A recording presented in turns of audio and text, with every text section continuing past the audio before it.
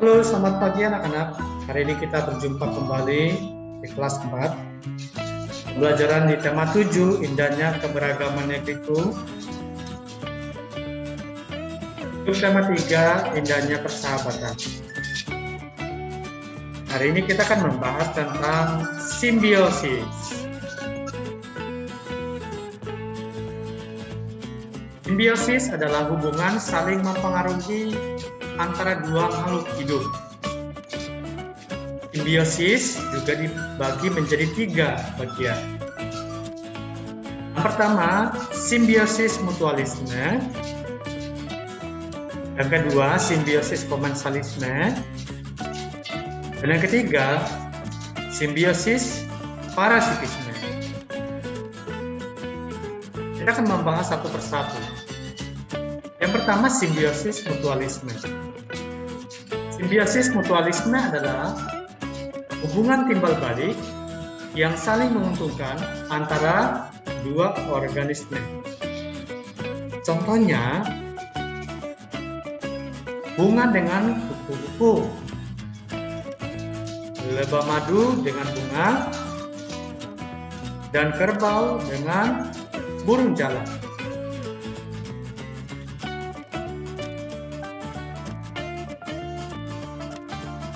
Dapat melihat contoh pada gambar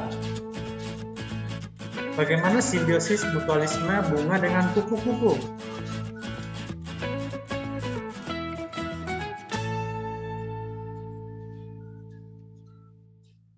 Kupu-kupu akan saling menguntungkan dengan bunga, yang mana kupu-kupu mendapat keuntungan karena mendapat nektar dari bunga untuk makanannya. Sedangkan bunga terbantu penyerbukannya. Serbuk benang sari dari satu tumbuhan dipindahkan ke tumbuhan lain tanpa sengaja.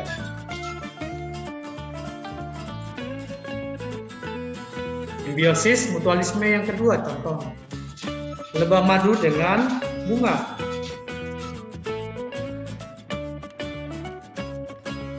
Lebah madu mendapatkan nektar untuk dibuat menjadi madu, sedangkan tumbuhan dibantu penyerbukannya.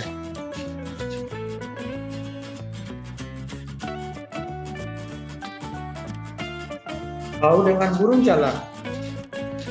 Burung jalak mendapatkan keuntungan, yaitu mendapatkan kutu kerbau untuk makanannya. Sedangkan kerbau diuntungkan karena kutu di kulitnya berkurang, sehingga ia tidak terganggu oleh gigitan kutu.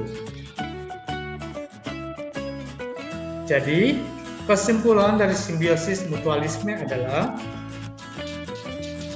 hubungan dua makhluk hidup yang saling menguntungkan satu dengan yang lain. Seperti kupu-kupu diuntungkan dengan bunga juga diuntungkan. Juga lebah madu dengan bunga. Lebah madu diuntungkan, tetapi juga menguntungkan bagi bunga. Dan kerbau diuntungkan oleh kehadiran burung jalak, dan burung jalak diuntungkan karena mendapatkan makanan dari kerbau.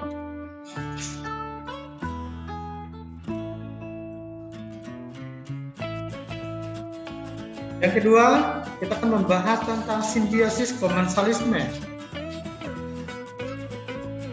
Simbiosis komensalisme adalah hubungan dua makhluk hidup yang satu pihak diuntungkan, sedangkan pihak lain tidak diuntungkan dan juga tidak dirugikan. Contohnya, bunga anggrek dengan tumbuhan inangnya, tumbuhan paku dengan inangnya, ikan hiu dengan ikan reborok.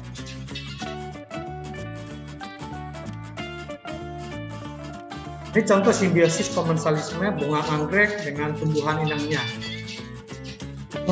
Bunga anggrek akan tumbuh di salah satu pohon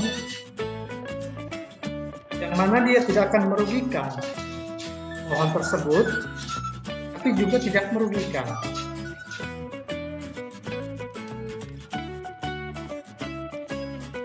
Tumbuhan paku dengan inangnya. Tumbuhan paku akan tumbuh di pohon sebagai inangnya, tapi kehadirannya tidak menguntungkan bagi pohon dan juga tidak merugikan bagi tumbuhan inangnya pohon tersebut.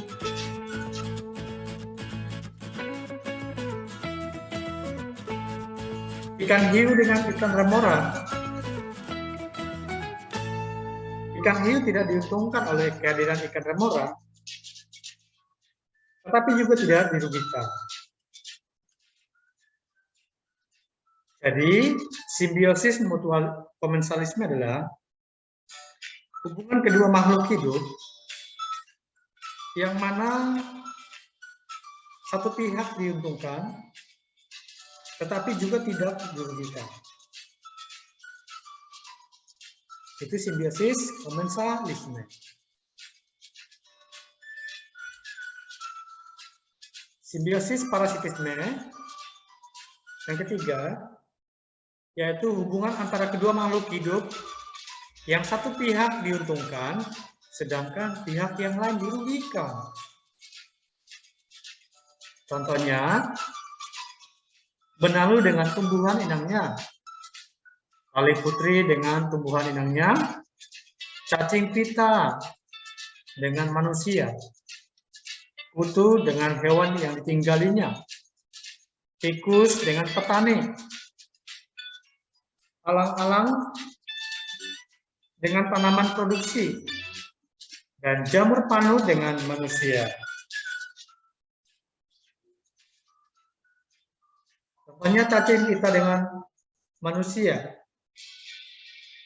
Manusia mendapat keuntungan karena ini ia mendapatkan makanan.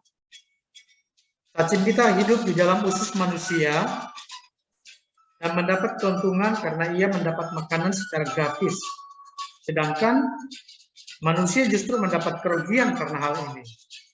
Cari-cari makanan yang seharusnya digunakan untuk metabolisme manusia jadi berkurang karena keberadaan cacing pita. Tali putri ataupun benalu. Kita lihat contoh pada gambar. Benalu memang memiliki klorofil dan bisa melakukan fotosintesis sendiri.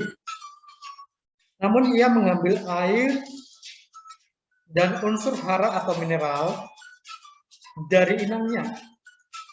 Mengingat ia tidak memiliki akses ke akar tanah. Tumbuhan inangnya seperti nangka atau cempedak atau beringin dirugikan karena sebagai hasil penyerapan akar digunakan untuk pertumbuhan si benalu. Dan merugikan tumbuhan inangnya tersebut. Bahkan bisa membuat tumbuhan inangnya mati. Jadi tumbuhan inangnya dirugikan sementara dia diuntungkan. Tali putri dengan tumbuhan inangnya. Tali putri yang berwarna kuning seperti mie tidak dapat menghasilkan makanan sendiri karena ia tidak dapat berfotosintesis atau tidak memiliki klorofil. Ia mengambil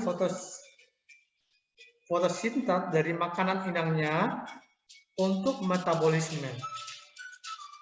Dari keadaan tersebut, tanaman inang dirugikan karena sebagai hasil fotosintesisnya diambil dari tumbuhan tali putri. Jadi merugikan tumbuhan inangnya. Kutu dengan hewan yang ditinggali. Kutu yang tinggal di daerah sekitar rambut akan menghisap darah atau pada manusia, pada kulit kepala manusia. Selain mendapat makanan dengan gratis, dengan menghisap darah secara gratis, Kutu juga memperoleh keuntungan karena mendapatkan tempat tinggal. Adapun hewan atau manusia yang ditumpanginya justru mendapat kerugian karena mereka merasakan gatal dan ketidaknyamanan. Dan sangat merugikan oleh hewan ataupun manusia, sementara kutu diuntungkan. Bagaimana dengan panu yang ada pada manusia? Jamur panu dengan manusia? Jamur atau panu mendapat keuntungan karena memperoleh hidup, tempat hidup, sekaligus makanan dari menyerap protein yang ada pada kulit manusia. Sedangkan manusia dalam hal ini mendapatkan kerugian karena merasa gatal dan tidak nyaman, dan merugikan manusia. Kita terganggu karena kita akan terus merasakan gatal dan kita dirugikan. Nah, ini contoh dari simbiosis parasitisme. Apakah masih ada contoh lain dari simbiosis parasitisme? Masih banyak contoh lainnya. Masih ada beberapa. Nah, ini menjelaskan bahwa simbiosis telah dibagi menjadi 3. Kesimpulannya, simbiosis dibagi 3. Simbiosis mutualisme, simbiosis komensalisme, dan simbiosis parasitisme. Jadi kalian sudah bisa membedakan ketiga simbiosis tersebut. Semoga kalian dapat mengerti dan kita akan berjumpa di kelas-kelas berikutnya. Terima kasih.